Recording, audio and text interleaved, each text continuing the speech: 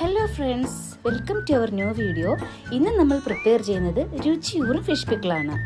എങ്ങനെയാണ് പ്രിപ്പയർ ചെയ്യുന്നതെന്ന് നോക്കാം. ഫിഷ് പിക്കിളിന് വേണ്ടി നമ്മളിവിടെ എടുത്തിരിക്കുന്നത് നന്നായി ക്ലീൻ ചെയ്ത 1 കിലോ വെള്ളച്ചൂരയാണ്. ആദ്യം നമുക്കിത് ഫ്രൈ ചെയ്തെടുക്കണം. അതിന് വേണ്ടുന്ന ഇൻഗ്രീഡിയൻസ് എന്തൊക്കെയാണെന്ന് നോക്കാം. 1 സ്പൂൺ ക്രഷ് ചെയ്ത വെളുത്തുള്ളി, 1 സ്പൂൺ ക്രഷ് ചെയ്ത ഇഞ്ചി. നമ്മളിവിടെ 2 സ്പൂൺ കാശ്മീർ ചില്ലി പൗഡറാണ് ചേർക്കുന്നത്. എരിവ് കുറവായിരിക്കും, നല്ല കളറും കിട്ടും. 1/2 ടീസ്പൂൺ മഞ്ഞൾപ്പൊടി, 1/4 ടീസ്പൂൺ ഉലുവപ്പൊടി, 1 spoon homemade garam masala.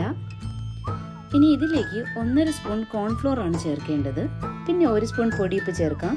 ഇനി ഈ മസാലകളെല്ലാം ഈ ഫിഷ് മീറ്റിൽ കൈകൊണ്ട് നന്നായി ചേർത്ത് പിടിപ്പിച്ചതിന് ശേഷം നമുക്ക് അരമണിക്കൂറോ 1 മണിക്കൂറോ മാരിനേറ്റ് ചെയ്യാനായി വെച്ചേക്കാം.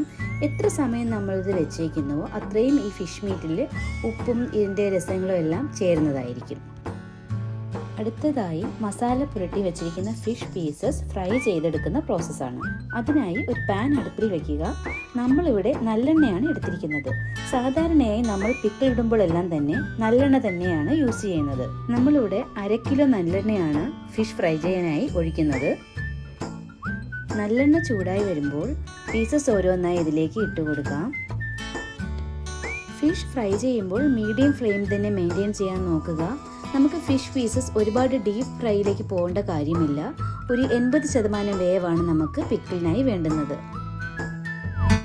അങ്ങനെ നമുക്ക് ആവശ്യമുള്ള വേവിൽ പീസസ് എല്ലാം ഫ്രൈ ആയി കിട്ടിയിട്ടുണ്ട്. ഇനി നമുക്കൊരു നെറ്റ് പോലെയുള്ള സ്പൂൺ ഉപയോഗിച്ച് മറ്റൊരു പാത്രത്തിലേക്ക് കോരി മാറ്റാം. ഫിഷ് ഫ്രൈ ചെയ്യാൻ ഉപയോഗിച്ച നല്ലെണ്ണ മറ്റൊരു പാത്രത്തിലേക്ക് തെളിച്ചൊഴിച്ച് വെക്കാം. അടുത്തതായി ഈ ഫ്രൈ ചെയ്ത് വെച്ചിരിക്കുന്ന പീസസിലേക്ക് മസാലകൾ ചേർത്ത് അച്ചാറാക്കി മാറ്റാൻ വേണ്ടി ഫിഷ് ഫ്രൈ ചെയ്ത എണ്ണ തന്നെയാണ് ഒരു ഉരുളിയിലേക്ക് നമ്മൾ ഒഴിച്ചു കൊടുക്കുന്നത്. എണ്ണ ചൂടാകുമ്പോൾ കടുക് പൊട്ടിക്കാം.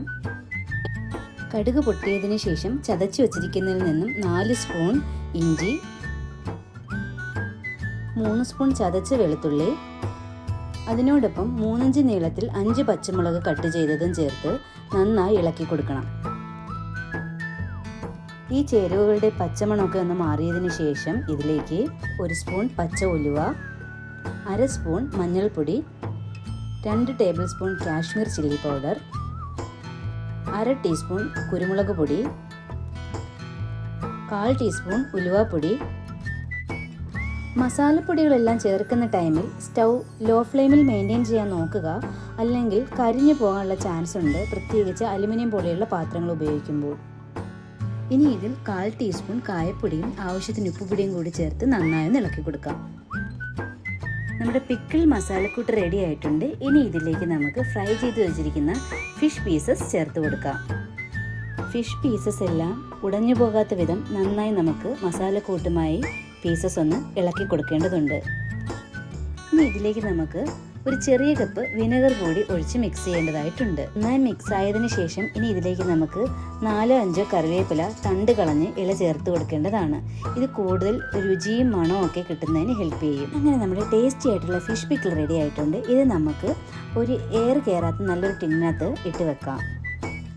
ഫിഷ് പിക്കിൾ ടിന്നിനകത്ത് നിന്ന് എടുക്കുമ്പോഴെല്ലാം നനവില്ലാത്ത സ്പൂൺ ഉപയോഗിക്കാൻ ശ്രമിക്കുക.